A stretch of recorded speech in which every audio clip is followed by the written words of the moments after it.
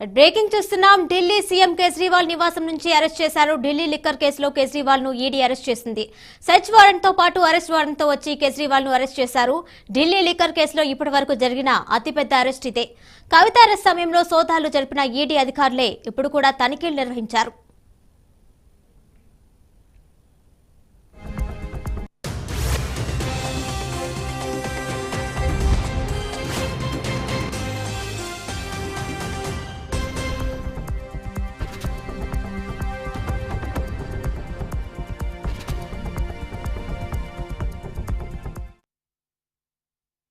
Delhi liquor policy కేసులో ED అధికారులు 9 సార్లు కేజ్రీవాల్ కు నోటీసులు ఇచ్చారు. కానీ ఆయన ఇప్పటి వరకు విచారణకు హాజరు కాలేదు. ఈడీ సమన్లపై ఢిల్లీ హైకోర్టును కేజ్రీవాల్ ఆశ్రయించారు. విచారణలో అరెస్ట్ చేయకుండా ఆదేశాలు ఇవ్వాలి అని కోరారు. కానీ అందుకు కోర్టు నిరాకరించింది.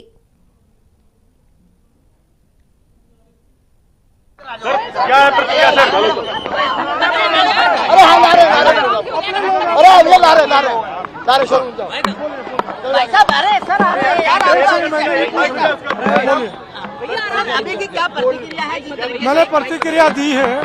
ये बहुत बड़ा अन्याय है, लोकतंत्र की हत्या। क्या गिरफ्तारी हो गई है? मुझे नहीं मालूम, लेकिन मीडिया बोल रहा है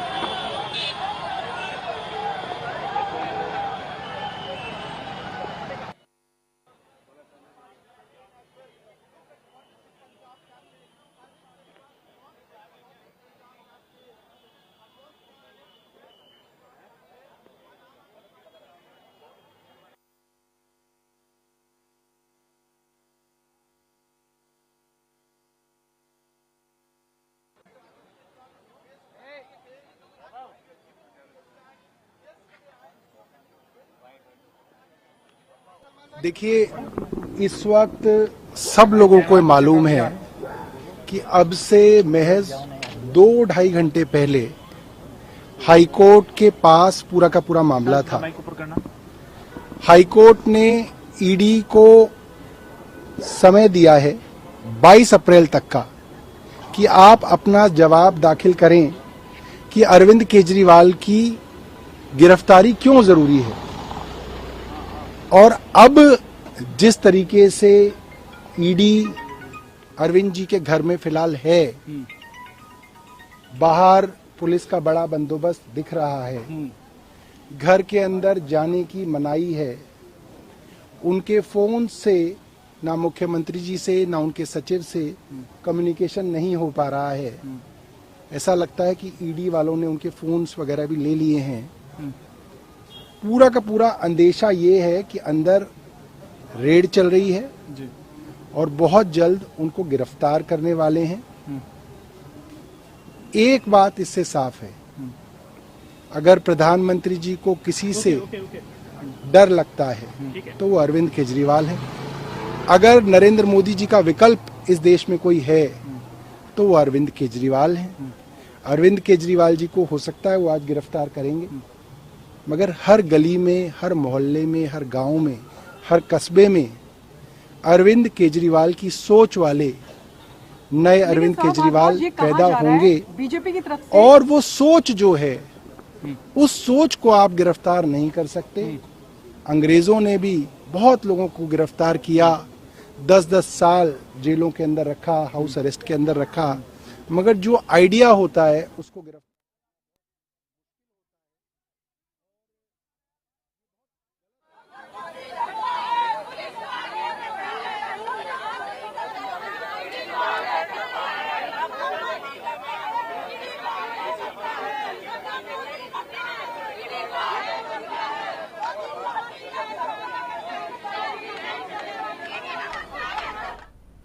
దీనిపై మరింత సమాచారం మా కరెస్పాండెంట్ వెంకట్ అందిస్తారు. వెంకట్, చెప్పండి, ఢిల్లీలో అయితే కేజ్రీవాల్ ను ఈడీ అరెస్ట్ చేసింది. దీనికి సంబంధించి అక్కడ పరిస్థితి, తాజా పరిస్థితి ఏ విధంగా ఉంది? సీఎం కేజ్రీవాల్ నివాసంలో ఆయన్ని ఈడీ అధికారులు అరెస్ట్ చేయడం జరిగింది. ప్రధానంగా ఢిల్లీ లిక్కర్ కేసులో ఆయనపై కొన్ని అభియోగాలు మోపుతూ సెర్చ్ వారెంట్ తో పాటు అరెస్ట్ వారెంట్ ను తీసుకుని వచ్చి అరెస్ట్ చేయడం జరిగింది. కొద్దిసేపుగా తన అదుపులో తీసుకున్నారు.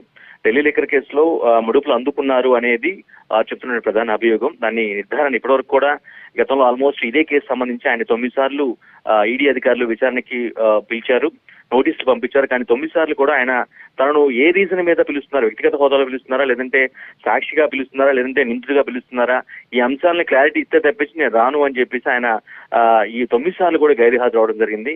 ఈ క్రమంలో ఈ రోజు ఢిల్లీ హైకోర్టును కూడా ఆయన ఆశ్రయించారు. తనపై బలవంతంగా ఈడీ ఒక ప్రయోగం చేస్తూ ఉంది, బలవంతపు చర్యలు తీసుకునేందుకు ప్రయత్నం చేస్తుంది. దీన్ని అడ్డుకోవాలి, ఆపాలి అని ఢిల్లీ హైకోర్టును ఆయన ఆశ్రయించారు. కానీ ఆయన అభ్యర్థన ఏదైతే చేశారో దాన్ని తోసిపుచ్చింది. అటువంటి చర్యలు మేము చేయలేము, అరెస్ట్ ని ఆపలేము, ఈడీ తీసుకునే చర్యలు మేము ఆపలేమని చాలా స్పష్టంగా ఢిల్లీ హైకోర్టు తీర్పిచ్చింది. సో ఇటువంటి నేపథ్యం తీర్పిచ్చినటువంటి 4-3 గంటల వ్యవధిలోనే ఈడీ అధికారులు రావడం, పెద్ద మొత్తంలో ఆల్మోస్ట్ 8 నుంచి 10 మంది అధికారులు బృందాలుగా వచ్చి తనిఖీలు చేయటం, సెర్చ్ వారెంట్ కేజ్రీవాల్కి ఇచ్చి ఆ తర్వాత పూర్తి స్థాయి తనిఖీలు చేయటం, ఆల్మోస్ట్ 2.5 గంటల పాటు క్షుణ్ణంగా పరిశీలన తనిఖీ చేసిన తర్వాత ఆయన్ని అదుపులో తీసుకున్నట్టుగా ఈడీ స్పష్టమైన ప్రకటన జరిగింది. ఈ రీసెంట్ టైమ్స్ లో ఎలాగైతే తెలంగాణలో బీఆర్ఎస్ ఎమ్మెల్సీ కవితని అదుపులో తీసుకున్నారో సేమ్ ఇదే ప్రాసెస్ లో సెర్చ్ వారెంట్ ముందు ఇచ్చారు, తర్వాత అరెస్ట్ వారెంట్ ఇష్యూ చేశారు. సెర్చ్ వారెంట్ ఇచ్చిన తర్వాత పూర్తి స్థాయి తనిఖీ జరిపిన తర్వాత కొద్దిసేపటికి అరెస్ట్ వారెంట్ ఇవ్వడం, పరిణామాల మధ్య ఏ విధంగా అయితే కవిత అరెస్ట్ జరిగిందో యాజ్ అ టీజ్ గా కేజ్రీవాల్ అరెస్ట్ కూడా ఇప్పుడు వచ్చేటప్పుడు జరిగింది. కేజ్రీవాల్ నివాసం ఎదుట భారీ ఎత్తున పోలీసు బలగాలు మోహరించాయి. ఎందుకంటే ఆయన ఢిల్లీ సీఎం గా ఉన్నారు, 2 సార్లు వరుసగా గెలిచి బీజేపీ లాంటి పెద్ద పార్టీని, జాతీయ పార్టీని ఢీకొని ఆయన 2 సార్లు వరుసగా ప్రభుత్వాన్ని అక్కడ నెలకొల్పారు. కాబట్టి అటువంటి వ్యక్తిని అరెస్ట్ చేయడం అంటే కొద్దిగా పెద్ద ఎత్తున ఫాలోయింగ్ గా ఉన్న, అదేవిధంగా మంత్రులు కానీ, ఎమ్మెల్యేలు కానీ, నేతలు కానీ, ఆప్ సంబంధించిన నేతలు మొత్తం కూడా వ్యక్తులందరూ కూడా పెద్ద ఎత్తున అక్కడికి వస్తారు. కాబట్టి వాళ్ళని కంట్రోల్ చేయాలంటే భద్రతా బలగాలు పెద్ద సంఖ్యలో రావాల్సిన అవసరం ఉందన్న ఉద్దేశంతో ముందుగానే ఈడీ అధికారులు ఏదైతే వాళ్ళు ఎప్పుడైతే సెర్చ్ వారెంట్ తో వచ్చారో ఆ సమయంలోనే దాదాపు పెద్ద ఎత్తున కేంద్ర బలగాలు తీసుకురావడం జరిగింది. సో 2.5 గంటల తర్వాత పూర్తి స్థాయి తనిఖీల తర్వాత కేజ్రీవాల్ అరెస్ట్ చేసినట్టుగా అరెస్ట్ చేశారు. ఆ తర్వాత ప్రకటన కూడా ఇష్యూ చేయడం జరిగింది.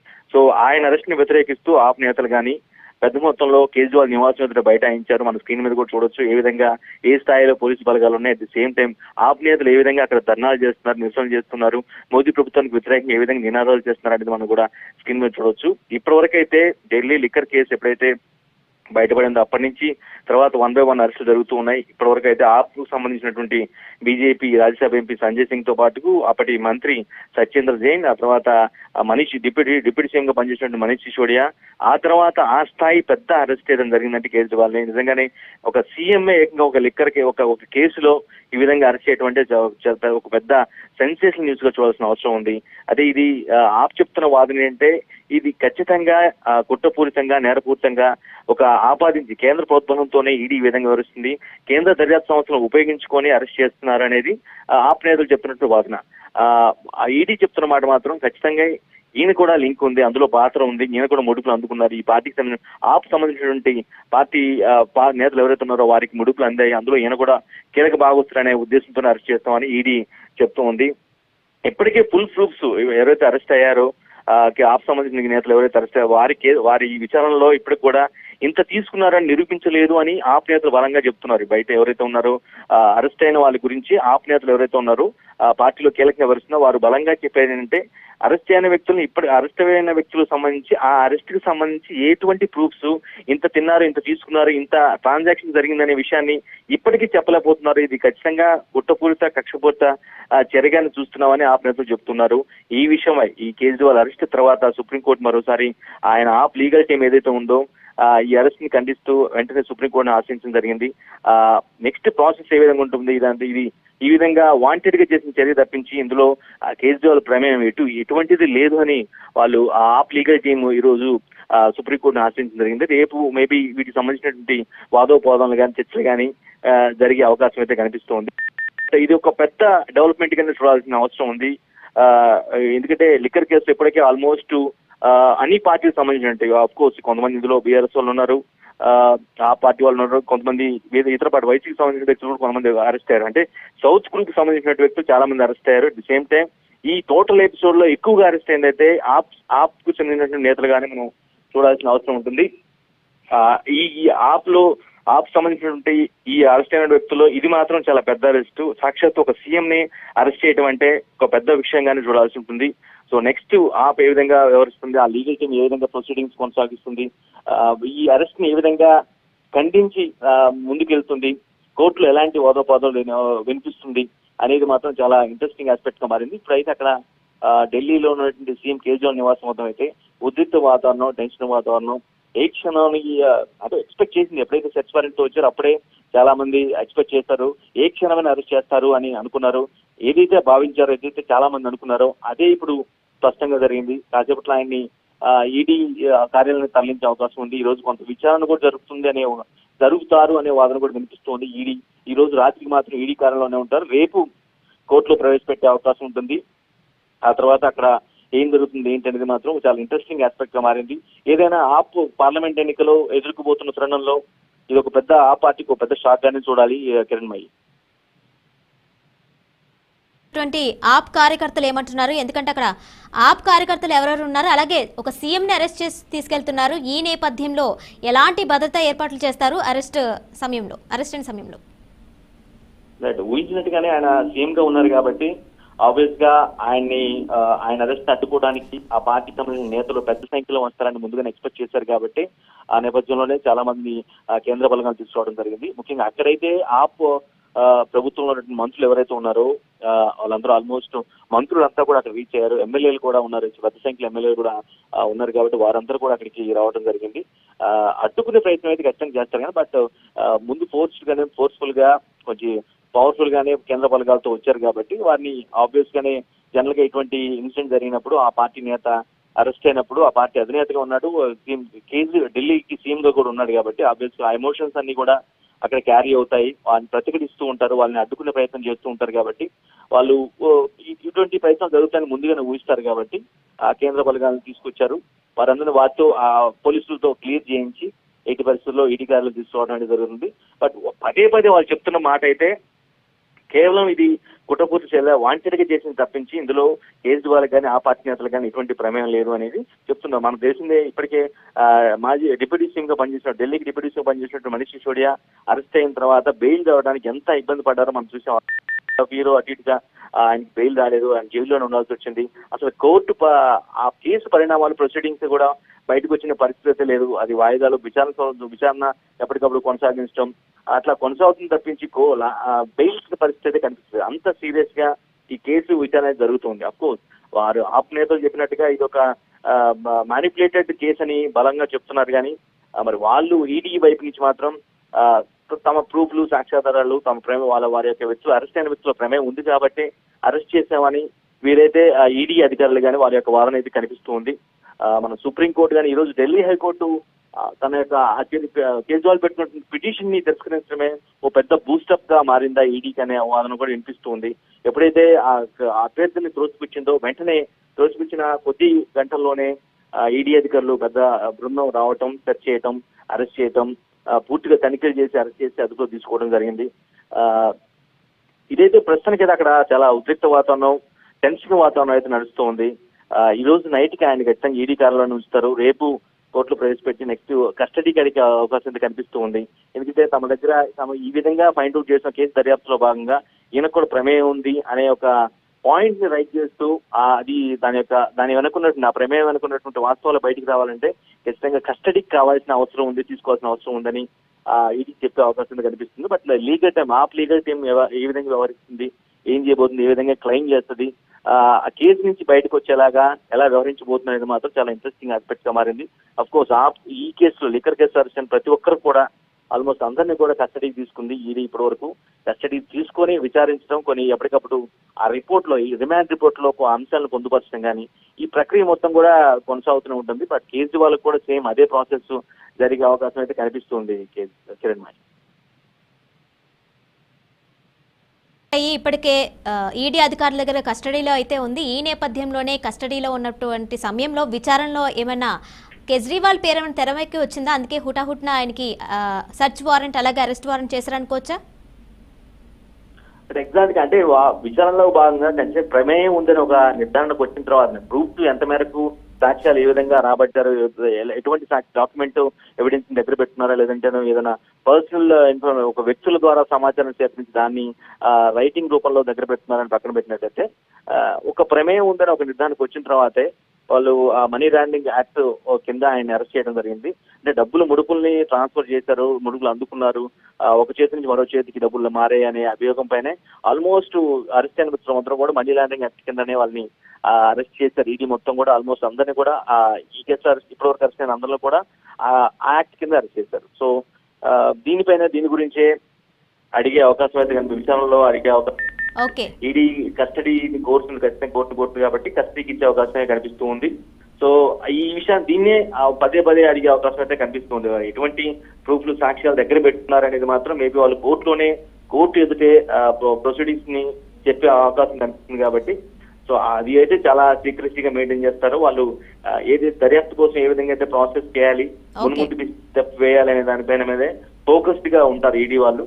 సో ఆ కోణంలోనే ఈ మనీ లాండరింగ్ యాక్ట్ కిందనే ఈయన కూడా అరెస్ట్ చేయడం జరిగింది. ఆయన ఎటువంటి ఆన్సర్ ఇస్తారు, ఆయన ఇప్పటి వరకు ఆయన వాదించేది కూడా ఒకటే విషయం, ఈ కేసుకి నాకు ఎలాంటి సంబంధం లేదు, ఆప్ నేతలందరినీ కూడా వాంటెడ్ గా ఇరికించారు అని అంటారు. ఇన్ కేసు ఈడీ పంపించిన నోటీసులు కూడా నేను బలంగా వ్యతిరేకిస్తున్నాను, ఖండిస్తున్నాను, ఈ ఈడీ నోటీసులు సరికాదు తనకు పంపించడం అని కూడా ఆయన బలంగా చెప్తున్నారు. ఎందుకంటే తనని ఈ కేసులో ఏ పాయింట్ ఆఫ్ మీద అరెస్ట్ చేస్తున్నారు పిలుస్తున్నారు, వ్యక్తిగత హోదాలో పిలుస్తున్నారా, సీఎం హోదాలో నన్ను పిలుస్తున్నారా, లేదంటే సాక్షిగా పిలుస్తున్నారా, లేదా నిందితుడిగా మీరు ఫైండ్ అవుట్ చేసి నన్ను పిలుస్తున్నారా, ఆ నోటీస్ లో మీరు విషయాన్ని కూడా చెప్పకుండా నన్ను విధంగా రమ్మని నేను రాలేను, నేను ఢిల్లీ సీఎం గా ముఖ్యమంత్రిగా ఉన్నాను కాబట్టి నేను రూలింగ్ చేస్తున్నాను, ప్రజాపాలన చేస్తున్నాను, అందులో భాగంగా ఉన్నాను కాబట్టి ఎట్టి పరిస్థితుల్లో నేను వచ్చే పరిస్థితి లేదు, మీరు ఒక ప్రాపర్ రీజన్ చెప్పండి, ప్రాపర్ రీజన్ చెప్తే దాన్ని బట్టి నేను ఆలోచించి డెసిషన్ తీసుకుంటా అన్నారు. 9 సార్లు నోటీస్ పంపించారు, 9 సార్లు కూడా ఆయన గైర్హాజరై నేను రాను, మీరు రీజన్ చెప్పండి, ప్రాపర్ రీజన్ చెప్పండి, అది ఇదని చెప్తే అట్లా ఆ పాయింట్ ఆఫ్ వ్యూలో ఆయన బలంగా వాదించిన పరిస్థితి జరుగుతుంది. సో ఈ విధంగా 9 సార్లు నోటీసులకి బదులు ఇవ్వని నేపథ్యంలో గైర్హాజరు అయిన నేపథ్యంలో ఈ రోజు ఢిల్లీ హైకోర్టు కూడా ఈ విధంగా ఒక కేసు ఒక ఇవ్వడం చేసిన నేపథ్యంలో ఇటువంటి పరిస్థితి తలెత్తిందనుకోవచ్చు. Kiran right Venkat, thank you.